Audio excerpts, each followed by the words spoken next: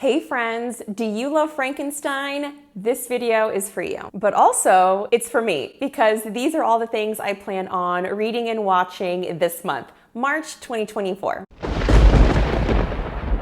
I haven't really done this in the past, but I'm really running with my retroactive book club pick and making it kind of just my theme for March. For March, I'm going to be reading Frankenstein by Mary Shelley. If you're not familiar, my little horror book club is called Retroactive. My book club is super occasional. It also has like a watch-along component as well. It can be kind of intimidating admitting that you've never read The Exorcist or The Shining, which were the two books and movies that I had for like previous months for this book club. So this book club really came about as a way to like have a sense of community around being newcomers to whatever really important horror novel or horror movie that everybody seems to talk about, but like you're on the outside of that fandom. Even if you've already read Mary Shelley's Frankenstein, maybe there's a retelling that you really wanted to get to, definitely join us for sprints and enjoy that. My intention this March is really just to highlight Mary Shelley, her legacy, her impact, how today there are just so many books, so many movies that are inspired by her, and just to give her her moment to shine. Because the more I learn about her life, the more I realize she did not get that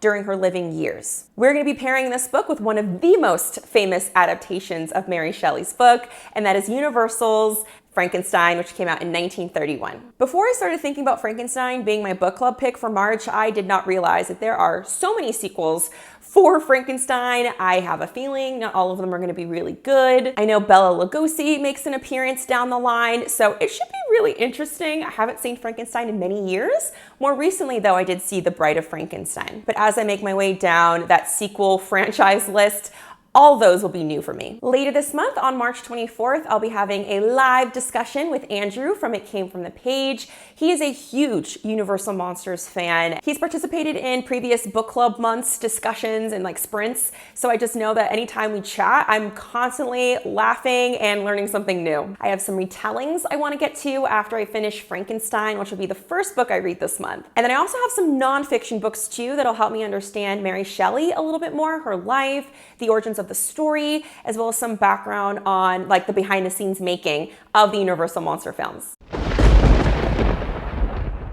So let's start with some movies that have similar vibes as Frankenstein that I want to get to. I definitely want to watch Reanimator, which came out in 1984. This movie was on so many suggested watch lists if you love Lisa Frankenstein. I also want to get to 1990's Frankenhooker, which I think is the most similar to the Lisa Frankenstein plot.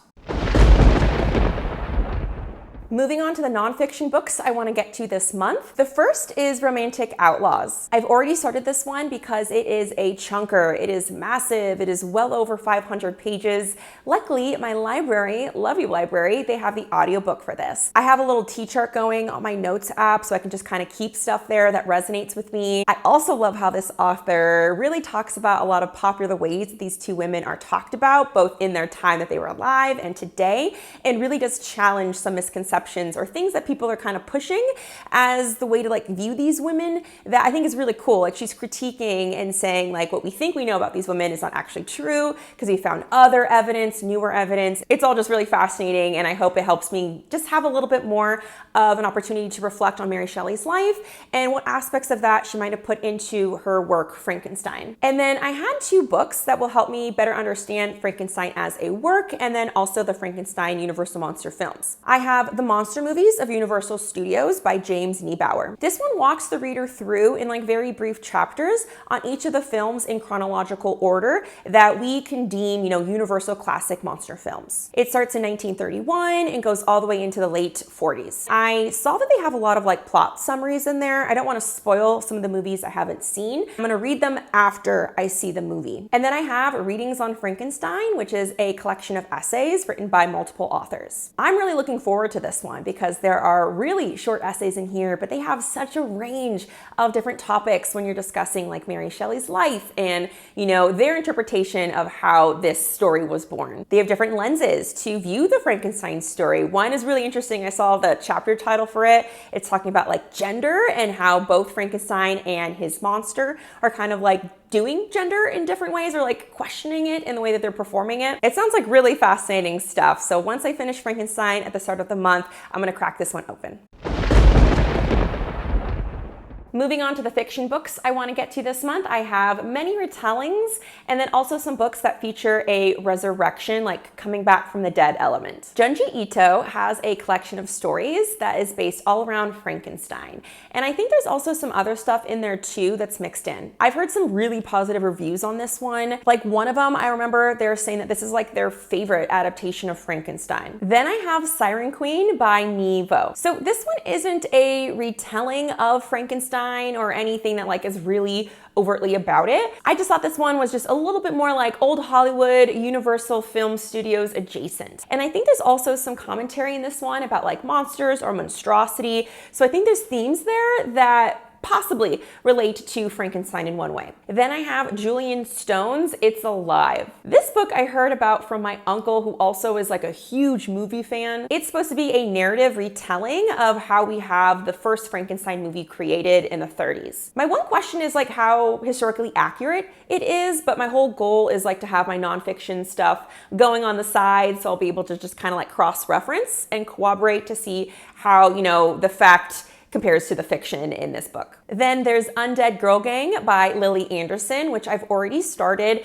and I'm really loving. It's very YA in the way that it's written. I know not all YA novels really scream like that youthful voice, but this one really does. So it did take me some time to kind of get into it. I love how one author described it as a mix of Hocus Pocus, Mean Girls, and The Craft, which I think so far from what I've read, that's really true. That's accurate. Okay, this next one I've wanted to read for so long, and that is the Mary Shelley Club. I think maybe this one has like dark academia vibes. They start attending this prep school, and I think they get in with the wrong crowd. I did read that some people really dislike the twist or like the reveal in this one, and one reviewer mentioned that it's an atmospheric page turner about loving scary movies. That's a good sign.